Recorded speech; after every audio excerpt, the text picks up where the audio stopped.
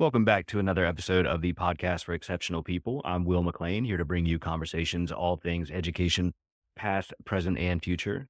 Joining us today is Angie Craig, one of the outreach engineers at Ukeru Education. Um, I hope I got that right by saying Ukeru Education. I know I got the name right, but Angie, thank you for joining us today. And what are we talking about?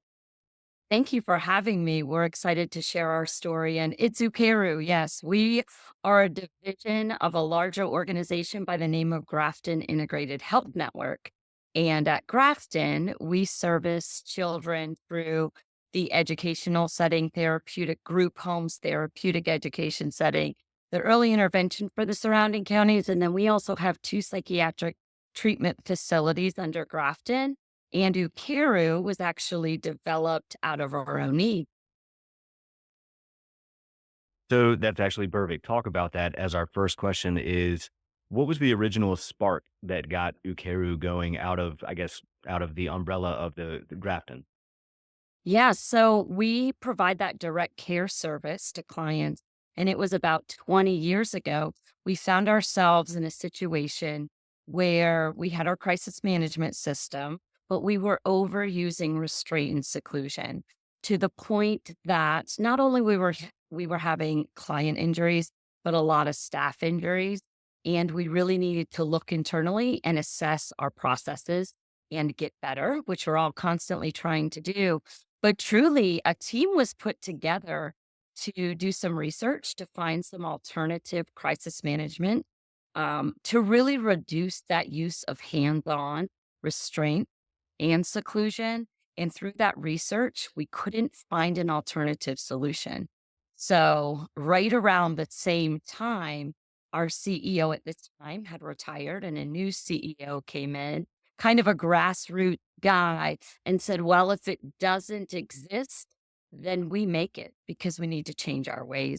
And truly, in true transparency, we were servicing about 200 clients and using restraints and seclusion over 6,000 times in a year. So we had some work to do.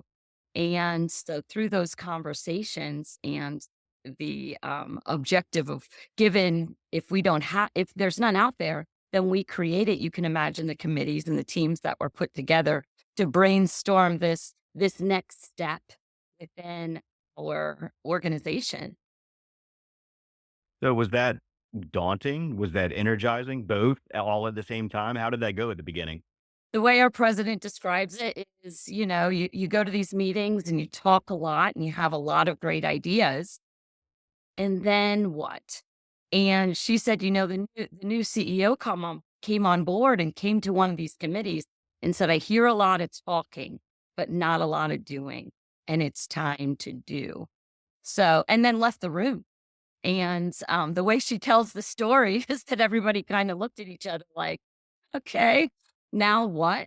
And so truly they said, we got to talk to our direct care staff. We need to figure out what they need. And so interviews started, conversations started with the direct care staff saying, what do you need from us? And so through those interviews, we found that there was a lot of fear and anxiety, fear around that crisis process, but also anxiety around why we had the procedures that we had and a lack of understanding maybe of like how the organization was there to support them. And so again, we were like, okay, we need to do better. And we really started talking about kindness. How do we treat our staff with kindness to empower them to provide the services that we would want our clients to be treated with? Just like if our grandparents or our brothers or sisters or spouses were in need, how do we treat them when they're in time of need? And really just started having conversations about kindness. Now, again, this was about 20 years ago. So trauma informed care was kind of that new idea, new concept. In fact, when we started talking about kindness, we didn't know what trauma informed care was. And so through these conversations, there was a meeting inside of a coffee shop too, that we were saying, okay, now we know that our staff needs more support from us and to feel safe. And so while we were trying to get better at being kind, not just internally, but also to our clients in need, we started thinking about how can we keep our staff safe at the same time. And so there was a couch in the room, and someone said, the conversations around, well, how do we keep them safe when physical aggression becomes part of the process and the de escalation words aren't working? What happens next? We were trained, we go through these processes. Physical aggression happens. Our job is to keep everyone safe. We were going hands on, getting closer to client, and that's where our injuries were happening. So truly, somebody picked up a couch cushion that was on the couch in the room where the meeting was taking place and said, what if we can provide our staff with some type of safe barrier? So when the de escalation process is happening, if self injurious behavior starts to happen, maybe destruction of property, or if there's aggression towards, if I was their caregiver, towards myself, safe blocking. And so really it was started with couch cushions, bean bags, and pillows. And at that time, Kmart existed. So the administration staff said, well, let's try it. Went out to the Kmart, bought all the couch cushions, bean bags, thing, loaded the facilities with them and said, let's start trying these things. So truly it was trial and error. And it started working. We started to see our use of restraints and seclusion come down. We started to see that less injuries were happening and the good snowball started to take place. And so that stuff all started to work. And we started to get a little bit reassurance that the conversations we were having were working with our staff and the techniques. And we actually had a doctor come in at one point and just said, share with me what you guys are doing. And so we started talking about this kindness thing. And she goes, you guys know this is trauma informed care. And we were like, trauma what?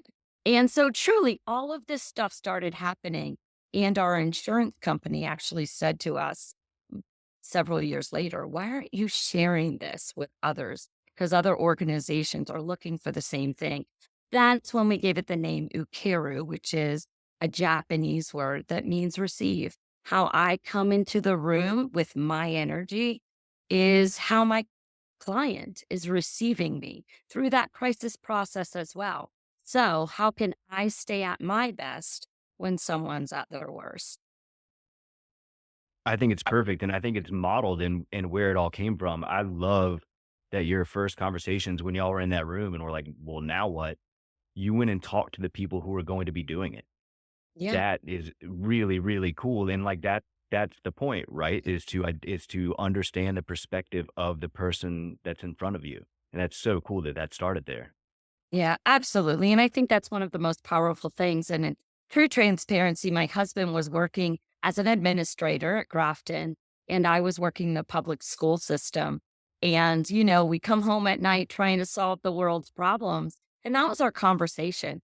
And I would take the ideas and the concepts and apply it. And it was so powerful because once I learned to kind of shift, and this is something that Ukeru did over time too, really was about comfort versus control. And that's hard coming from our fields, right? We plan for everything. I have a great plan. And I know when I first started in the education field, I'm a planner. I love a good plan and I'll spend time in that plan and I'll try to plan for every scenario. And then after you get some experience, you're like, oh, I didn't plan for that one. And you just start to realize I can have a good plan, but I don't have control over every human in this room, their feelings, their emotions, what they're coming to the table with. And really, what I had control over was myself. And that was a real light bulb moment that, of course, I was teaching in a system that was not using Ukeru. Ukeru was being developed, but I was taking that mindset and it really helped me continue each day with the right mindset of being like, okay, well, I don't have control of that. What I do have is control of myself. As I'm working through someone else's triggers and what's happening and trying to figure out their dynamics, I was able to maintain my control and learn how, and the education behind how I can control my fight or flight as a human so that I can help manage and help support that person in need while maintaining that kind approach. it seemed like a lot of the ideas that y'all had were confirmed. I to say it, I can say it, I don't work for you guys. It sounds like you guys had good ideas from the beginning, right? That sort of confirmed your Yeah. philosophies and the way that you thought. So, but what's something that challenged you from the beginning or perhaps something that you learned along the way that you didn't expect to? Sure. So, it takes a lot of staff buy-in. And whenever you bring in a different something, a new PD day, once you've been through so many, you get a little apprehensive. And I would say we had to work through that process. We had to kind of shift that over time, help not just our clients trust the system and the blocking and educate everybody behind it, but let them know that we really mean comfort versus control and how to implement that. And when you start seeing the successes, what we saw truly, I told you how many restraints and seclusions we were doing within a year within our therapeutic group homes, therapeutic day schools. We are 100% restraint and seclusion free. And it was our direct care staff that came to us and said, we don't use any other system. We don't ever use restraint. We don't need that. We just use Ukeru.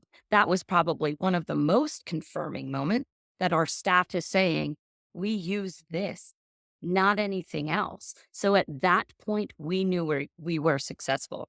Not only that, our staff retention started to improve and our students' goal mastery started to come up and $27 million turnaround. And it's never about money, but we all know it takes funds to support the work that we're doing. And like I said, the first thing obviously was our staff saying, I don't use another system. I use Ukeru and the blocking. And then we just started, like I said, it's that good snowball effect. And now we're approaching over 1,000 organizations in every state across the United States. We're also in Canada and Brazil. And if we keep getting case studies shared with us, not only, about our successes, but hearing other people and other organizations' successes just keeps motivating us to get better and to support others in this process. And the snowball had to be critical because, before trauma informed care and before we were bringing um, students into regular education settings, there's a pretty fast, pretty steep curve for people to talk about like, wait, you're just going to be kind to people? Wait a second Yeah. now. I imagine that was pretty shocking. Yeah. And I mean, still, there's some of that philosophy of, okay, you're saying comfort over control. And we also teach boundaries because that's also very important. People, humans of all ages need boundaries. Students need boundaries.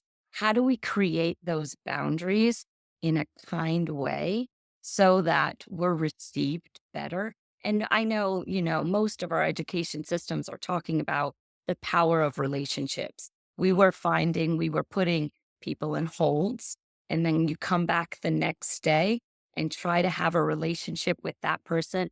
Well, when you put a hand on a client and you come in the next day trying to pick up where you left off in the relationship, you've moved so many steps backwards to try to come forward.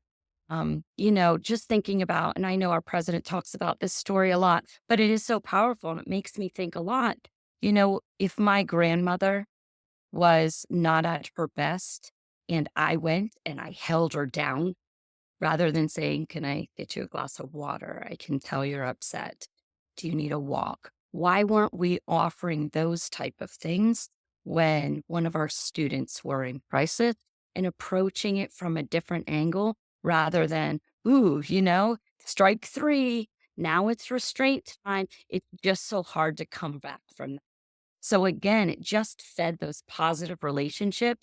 And we know that went straight into those goal mastery. If the people feel safe, they're going to perform better. We know that. So how can we help our students and our clients feel safe so that they can be their best? Yeah. Students feel safe and protected. Staff feel safe and protected. They Yeah. show up at their You best. And got that's it. what happens. Exactly. And that's what the blocking component too. It was really about the success or the safety of the staff during those crisis situations. And I talked a little bit about, we used couch cushion beanbags and they worked until they didn't. And then we started purchasing equipment offline and they came in black and were built and designed for a karate room. We're like, hold on, that's also not saying you're safe if I'm pulling out karate equipment. So we needed to get better at that as well. So truly, we're the first known crisis management system that designed our blocking equipment for these specific ideas in crisis so that they're really not another trigger, but we designed the program to really support the equipment to be part of a client's everyday life in the classroom. So it's not just coming out during crisis, but truly, again, we couldn't find blocking equipment that was designed with this mindset. So we found a manufacturer out of Rhode Island to talk with our direct care staff again and say, what do you need to help you feel safe in this scenario? And that's where our equipment was designed from. And the implementation is very strategic, keeping trauma informed throughout that process. It would be hard to find skeptics for what you're doing. It is represented. The philosophy is represented in every aspect of it. So it would be hard to find a panel of skeptics. But if you were in front of a panel of skeptics, what would be the first argument you make or the first point that you try to make to bring them on your team? Oh, that's a great question. Um, I think for me, and I'm just going to talk as an educator right now, I was a teacher for 17 years before I had the opportunity to join this team. And truly, during those 17 years, there were definitely phases of my career that I was like, am I in the right place? Am I teaching the right thing? Am I on the right team? Am I in the right district? And I always said to myself, I'm not going to leave the education field because I always feel strongly that I need to be part of the solution. I don't want to be part of the problem. And when I had an opportunity to join this team, it was one of those moments that I was like, this is it. I've lived this program for years, not just in the school setting and not just using it to help me be a better educator, but also at home. My husband and I often talk about the philosophy not only support our careers, he's now in the medical field, and we talk about, being trauma informed care, whether it be a teacher or a nurse or whatever environment you're in.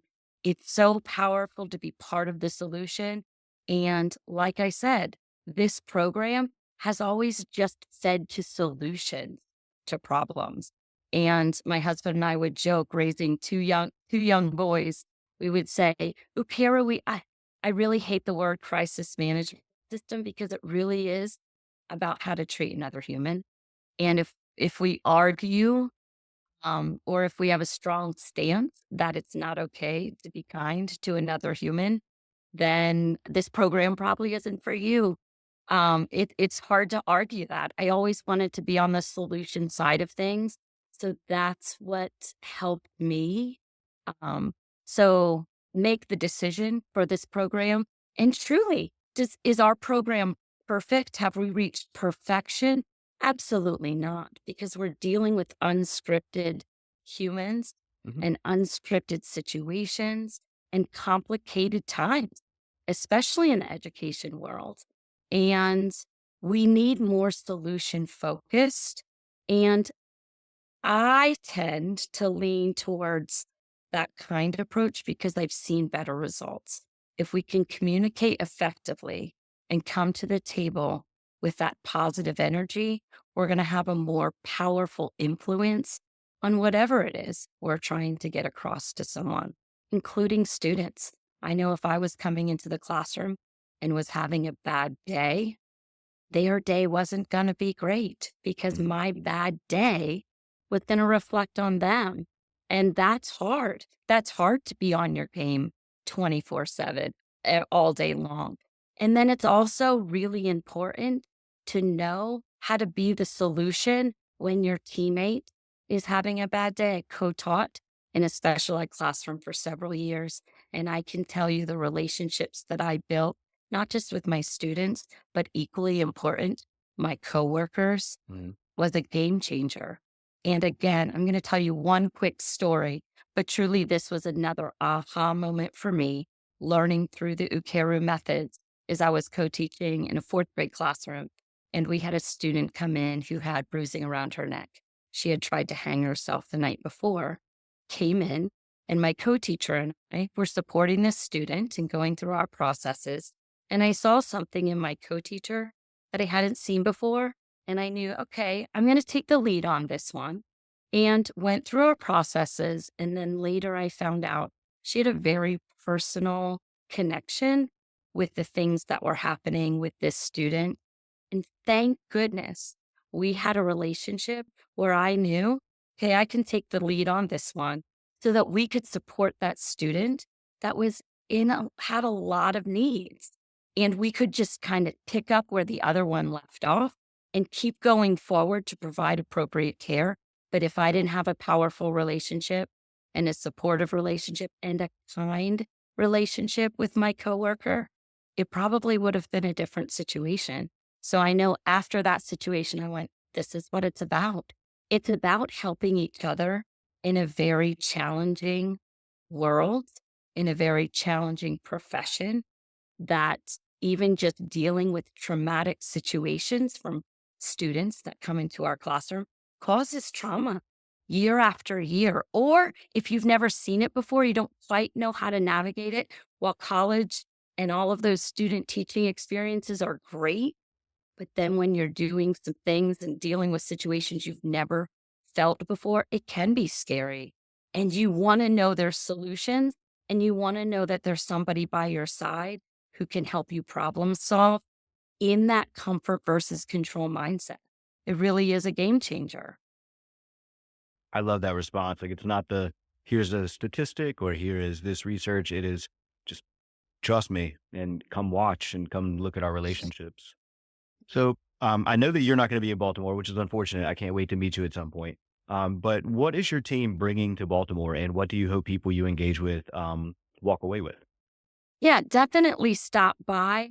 We'll have information there. There is the research and there's the studies that support this program, and they'll have that information there. They will also there's videos of the blocking equipment. I know blocking those techniques can be I don't want to say a little unknown. And what we don't know, sometimes it's scary, but come by. We are kind. Is it talk to us about your experiences and talk to us about the things that you don't understand.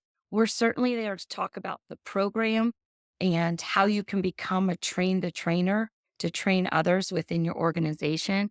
And truly our trainers who travel the country come from the education world and from our own direct care staff. We feel strongly that the people that are traveling across the country to train others in this program know what it feels like to be an educator, to be on the receiving end of that direct care type of services.